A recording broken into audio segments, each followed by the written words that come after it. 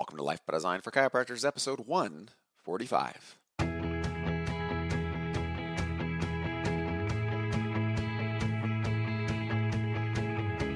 Welcome to Life by Design, the podcast for chiropractors. Here's your host, Dr. Jamie Richards.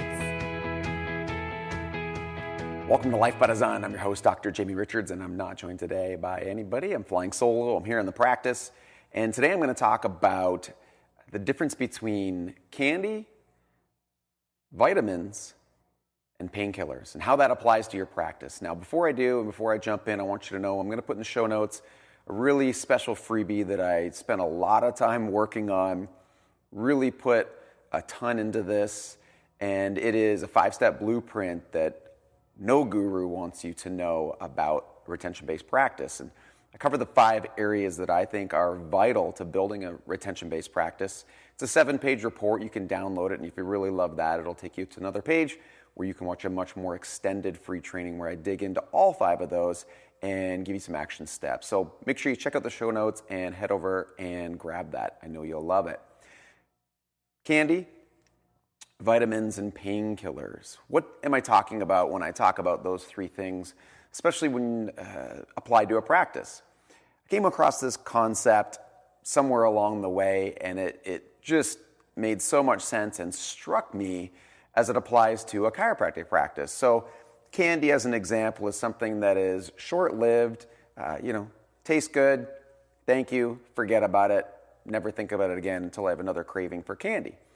Vitamins, something that's good for you, obviously, not urgent, but they're good for you, something that I would encourage people to take. And I'm not just talking about actual vitamins, I think you get the idea. And then painkillers, something that needs urgent attention, right? I'm in pain, I have a problem, I need that problem solved.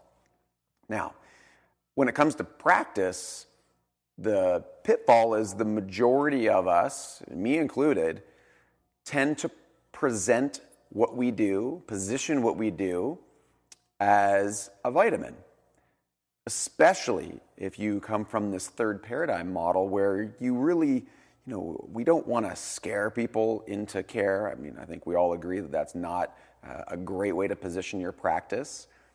And I see that we tend to fall to the other end of the spectrum where instead of sharing with patients the reality of what's happening with their bodies, with their spine, with their nervous system, we sugarcoat it because we've gone so far in the other direction in the profession that we're almost afraid of really giving people the reality of what's happening. We need to get away from that. We need to start transitioning from positioning what you do as a vitamin, something that's good for you, something that, it'd be great if you did it. If you didn't do it, okay, you're not going to miss out. You can start taking vitamins anytime, to a painkiller. Now, I'm not specifically suggesting, especially in a third paradigm model, that we're positioning what we do as the solution for pain, although that may be one thing that you'll present for people. And I'll give you an example in a second as to how we've done this in our practice and what's been really, really successful. I've talked about it before on previous podcasts, but I'll go into it again.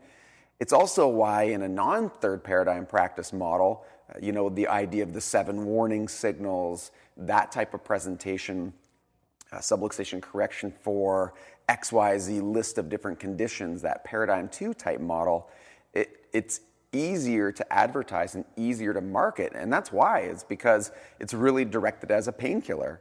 You're in pain, specifically in pain. In this example, you're in pain, and we're going to solve that problem for you. We're going to get you out of pain. Now, how do we do this in our practice? How do we do this in a third paradigm model? How do we get away from always positioning it as, it'd be good for you if you did it. If you don't, let us know when we can help. There's no doubt that chiropractic is good for people. There's no doubt that consistently having your spine and nervous system examined is valuable and beneficial, both in the short term and in the long term. No different than exercise. So because exercise is a good example, let's go down that path. Let's say, for example, we know that regular exercise is extremely beneficial, life-changing, longevity enhancing, and has the ability to potentially help your body overcome from some serious conditions.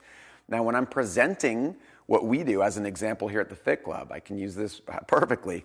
We've been presenting different offers along the way, and we've had success, but I've always shied away from, let's say, weight loss or fat loss because, I just didn't like positioning it in that way. But when I took a step back and I realized, okay, what is the biggest pain point for people in my community? What are they looking for? What offer can I create? And I don't mean offer by, a reduced fee. What I mean by is, what problem can I solve for them? And if I can solve that problem for them and they can see us as a solution, it's more likely that they'll take advantage of whatever that next step happens to be. And so I recently created a report and a video training called the No BS Fat Loss Formula. And I just went in and I talked about the real no BS way to solve this problem. And it was pretty amazing, actually, when I launched that. And within minutes, legitimately minutes, I put it up. My ad wasn't even approved yet. I sent out some emails to different components of the list, and people just started opting in and opting in and opting in and opting in. And it just, I had a feeling that was going to happen, and it did. And it just reminded me that aligning your position with something that is solving somebody's biggest problem, their biggest pain point, creating, your solution as a painkiller for them, for your market, is the fastest way to generate new leads and new prospects into your business and into your practice. More valuable, more important than your marketing funnel, more important than your posts and your Instagram, is really nailing the bullseye on how you can solve somebody's biggest issue. And that really is the difference between candy, vitamins, and painkiller. Now, what do we do in practice? How do we do that? I think the easiest solution is starting to position what we do in a third paradigm practice as, solving spine and spinal health related problems. Now, that doesn't mean I'm saying I'm going to fix your neck pain, back pain, sciatica, shoulder issues. What I'm saying is we need to educate people that their spine is very important and that problems with the spine are urgent even in the absence of symptoms. That's not an easy thing to do. That's in some ways creating a market, and it takes time and it takes energy. But what I can say is, as you start to create that market, as you start to create people to become more aware of that potential problem and how it could be affecting them, they are ripe for the opportunity to take advantage of what you're presenting to them. I know a lot of doctors and just marketers in general were so keen at getting an offer in front of people. And when we think offer, we think, discounted fees or, reduced, finances, lowball offers. What I'm saying is just getting your business or your opportunity to come and work with you or speak with you or consult with you.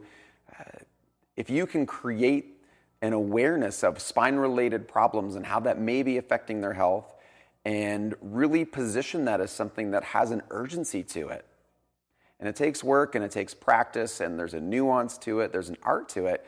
But as an example, we've really over the last year consistently had the same positioning offer, and that is, how to get relief even when nothing else has helped, or how to get relief from spine-related health conditions even when nothing else has helped. And people opt in, they end up on another page where we educate them, teach them, and without giving any kind of discount, we simply just let them know that we're here to help, and they can schedule an appointment to meet with a corrective chiropractor to determine if an examination is warranted.